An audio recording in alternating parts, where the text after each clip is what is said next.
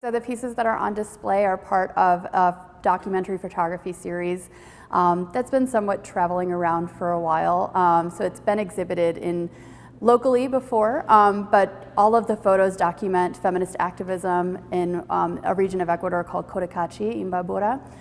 The current Artist of the Corridor exhibit features photography taken and curated by local activist and artist Rachel Lauren Storm.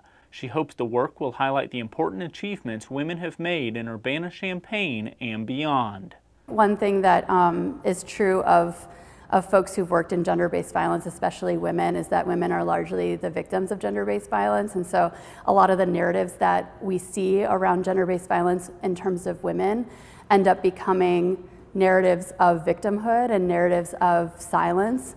And I think not just for the women depicted in these photos, but for myself, for women in this community, it's really important for our stories as activists, as change makers, are really central to some of the discourse that we see around gender-based violence. The photographs are not only meant to raise awareness, but also discussions about some of the actions depicted.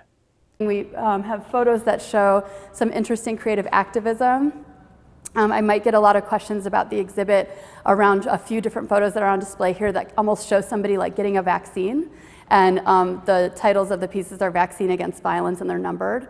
But those are an example of really interesting activism. There's a lot of creative activism happening in Cotacachi, and one of the things that women were doing was they were inviting people to take vaccines, and they were really just like sugar water or some fake vaccine, but the idea was to kind of make a public declaration that we were going to actually join a movement around anti-violence, not just in the streets, but also in our own homes, and we were going to commit with our family members to notice if we're being violent and take a step further to intervene and really make sure that we are having an environment of care in the house.